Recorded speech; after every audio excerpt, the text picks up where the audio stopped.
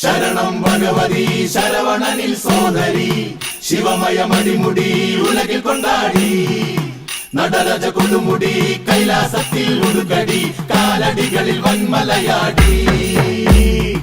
കേരളത്തിൻ്റെ പ്രാചീന സംസ്കാരത്തിൻ്റെ പ്രതീകങ്ങളിലൊന്നായി ഭഗവതി ക്ഷേത്രത്തിൽ അവതരിപ്പിച്ചു വരുന്ന ഒരു അനുഷ്ഠാന കലയാണ് പടയണി.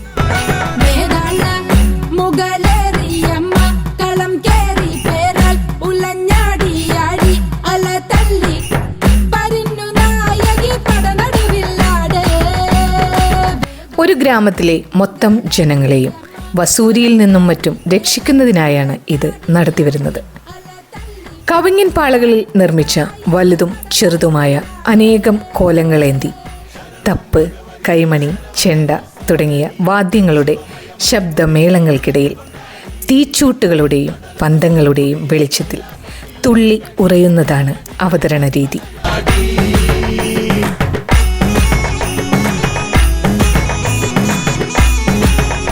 അസുര ചക്രവർത്തിയായ ദാരികനെ ശിവപുത്രിയായ ഭദ്രകാളി നിഗ്രഹിക്കുന്നതുമായി ബന്ധപ്പെട്ടാണ് പടയണിയുടെ ഐതിഹ്യ കഥ.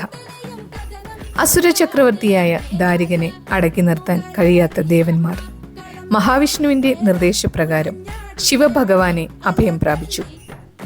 ദാരിക നിഗ്രഹത്തിന് ഭദ്രകാളിയെ നിയോഗിക്കാൻ ശിവൻ തീരുമാനിച്ചു. ബ്രഹ്മാവ് ഉപദേശിച്ചു കൊടുത്ത മൃത്യുഞ്ജയ മന്ത്രമായിരുന്നു അസുര രാജാവിന്റെ അജയ്യതയ്ക്ക് കാരണം. ഇത് ദാരിക പത്നി യുദ്ധസമയങ്ങളിൽ ഉരുക്കഴിച്ചുകൊണ്ടിരിക്കുന്നതിനാലായിരുന്നു ദാരികനെ വധിക്കാൻ ആർക്കുമാകാഞ്ഞത്. ദാരികനുമായി യുദ്ധത്തിലേർപ്പെട്ട ഭദ്രകാളിക്ക് അദ്ദേഹത്തെ കീഴ്പ്പെടുത്താൻ ആദ്യം കഴിഞ്ഞില്ല.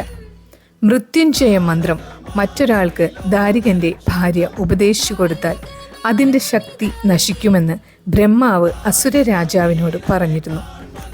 ഇത് മനസ്സിലാക്കിയ ശിവപത്നി ശ്രീ പാർവതി ബ്രാഹ്മണ സ്ത്രീയുടെ വേഷത്തിലെത്തി പരിചാരിക ചമഞ്ഞ് മൃത്യുഞ്ജയ മന്ത്രം ദാരികന്റെ പത്നിയിൽ നിന്ന് സ്വായത്തമാക്കി. ഇതോടെ ദാരികനെ തോൽപ്പിക്കാൻ ഭദ്രകാളിക്ക് ആയി.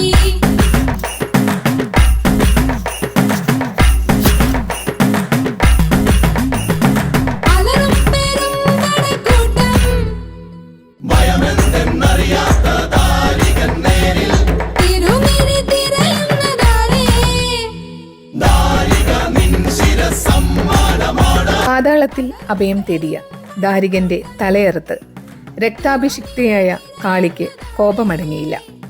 അതുണ്ടാക്കാമായിരുന്ന ഭവിഷ്യത്തുകൾ മനസ്സിലാക്കിയ ശിവൻ അവർക്ക് വഴിയിൽ കിടന്ന് മാർഗതടസ്സം സൃഷ്ടിച്ചു. അതിനും കാളിയെ തടയാനായില്ല. പിന്നീട് ശ്രീമുരുകനെ കാളിയെ അടക്കി നിർത്താൻ ശിവൻ നിയോഗിച്ചു. മുരുകനും അതിന് കഴിഞ്ഞില്ല.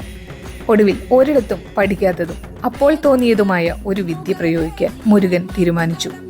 അതനുസരിച്ച് പ്രകൃതിയിൽ നിന്നും പരിസരങ്ങളിൽ നിന്നും കയ്യെത്തിയെടുത്ത പച്ചിലച്ചാറ്, ചെഞ്ചാറ്, മഞ്ഞൾ, കരിക്കട്ടകൾ, വിവിധ വർണ്ണത്തിലുള്ള ചുണ്ണാമ്പുകല്ലുകൾ എന്നിവ ചാലിച്ചെടുത്ത ചായക്കൂട്ടുകളാൽ കമുകിൻ പാളകളിൽ വരച്ചുണ്ടാക്കിയ വൈവിധ്യമാർന്ന കോലങ്ങൾ കൊണ്ട് സ്വന്തം ശരീരം മറച്ചുപിടിച്ച് രൗദ്രരൂപിണിയായ കാളിയുടെ മുന്നിൽ തുള്ളുകയുണ്ടായി. ശരണം ഭഗവതി ശരവണനിൽ സോദരി ശിവമയ മടിമുടി ഉലകിൽ കൊണ്ടാടി. ശ്രീമുരുകന്റെ മെയ്യിലെയും ശിരസിലെയും കോലങ്ങൾ കണ്ട ഭദ്രകാളി അത്ഭുതം കൂറുകയും ശ്രദ്ധ അതിൽ ഏകാഗ്രമാക്കുകയാൽ ക്രമേണ കലിയടങ്ങുകയും കോപം ആറിത്തണുക്കുകയും ചെയ്തത്രേ. ഇതിനെ അനുസ്മരിച്ചാണ് പടയണിക്കോലങ്ങൾ കെട്ടുന്നത് എന്നാണ് ഐതിഹ്യം.